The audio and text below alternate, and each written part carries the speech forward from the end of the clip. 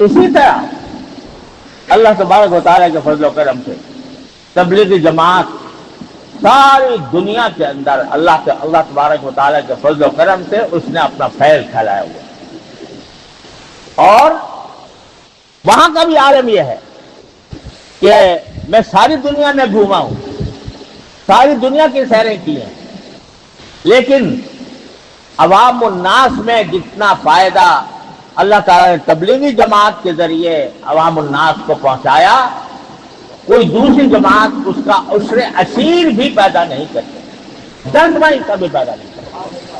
اللہ تبارک و تعالیٰ نے اس میں برکت دی، لیکن کیسے ہوئی؟ کیا پہلے حضرت مولانا محمد الیاس صاحب رحمۃ اللہ علیہ نے کوئی تنظیم قائم کی تھی؟ کیا کوئی امیر بنایا تھا؟ کوئی شورا بنائی تھی؟ کوئی منصوبہ بنایا تھا؟ کوئی مرکز کی تعمیر کی تھی؟ کوئی پلاٹ خریدا تھا؟ اس اللہ کے بندے کے دل میں اللہ تعالیٰ نے آگ پیدا کر دی، وہ مولانا الیاس صاحب رحمۃ اللہ علیہ کے سینے کی آگ وہ دل میں پیدا کر دی کہ مجھے مسلمانوں کو دین کی طرف لانا۔ اکیلا آدمی، اس وقت تو اکیلا ہی تھے نا، اکیلے ہی تھے، نہیں تھے، پہلے سے کوئی منصوبہ بنایا تھا، پہلے سے کوئی کمیٹی قائم کی تھی، پہلے سے کوئی رپورٹ بنائی تھی، پہلے سے کوئی بجٹ بنایا تھا؟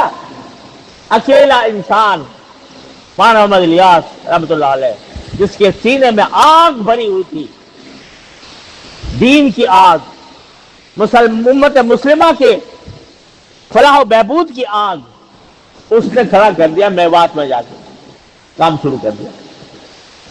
کوئی جماعت بنائے بغیر چند لوگوں کو ساتھ لے، وہی میں تو تنہا ہی چلا تھا جانب منزل، مگر لوگ کچھ ملتے گئے اور کارواں بنتا گیا۔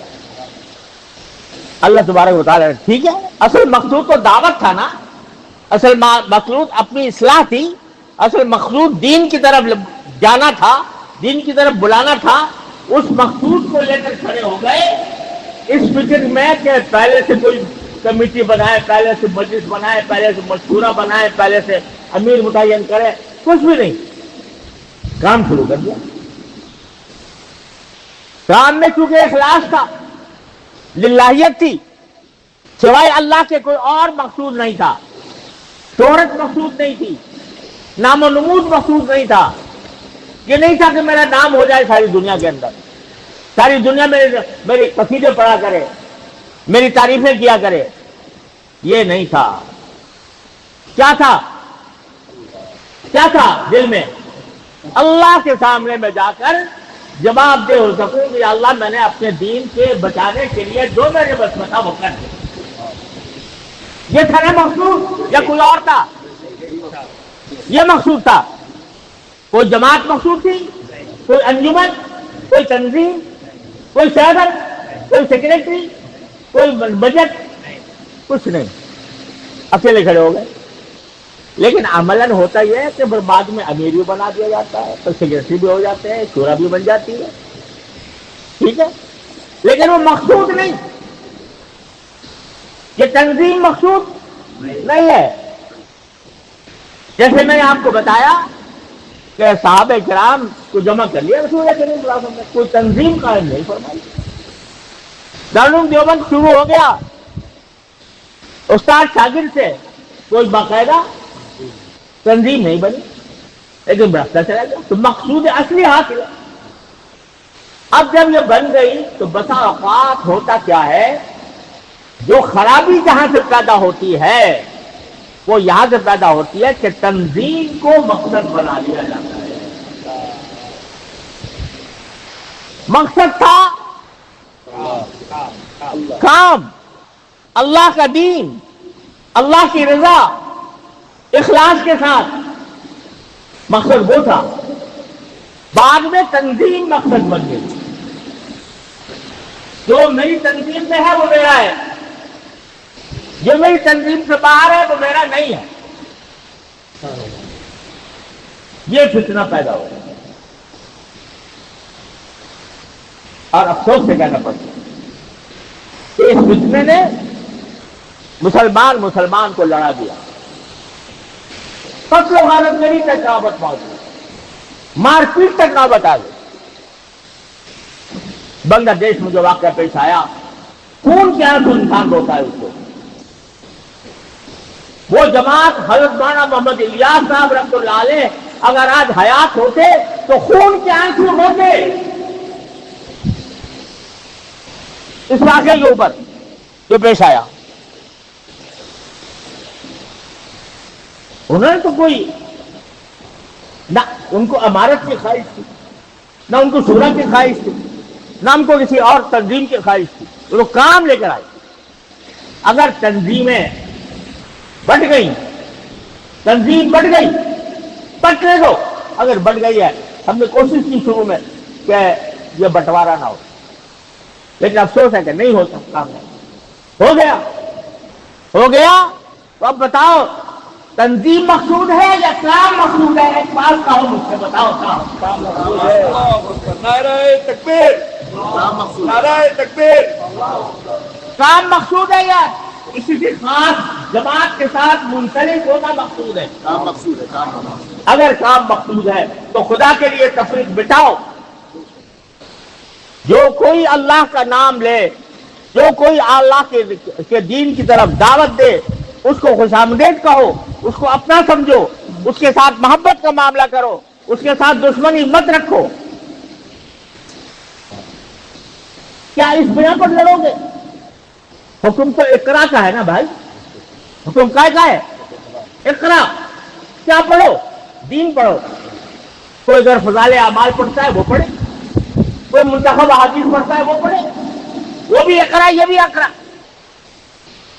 تو اگر تھوڑا سا طریقے میں فرق ہے اس کو گوارا کر لو، لیکن مسلمانوں کے درمیان تفریق وہ چیز ہے جس کو سرکار دو عالم صلی اللہ علیہ وسلم نے زندگی بھر کبھی گوارا نہیں۔ اگر کوئی شخص مجھ سے دین سیکھنا چاہتا ہے، مجھ سے، میں یہ چاہوں کہ یہ مجھ سے سیکھے، دوسرے سے کے بات نہ جائے۔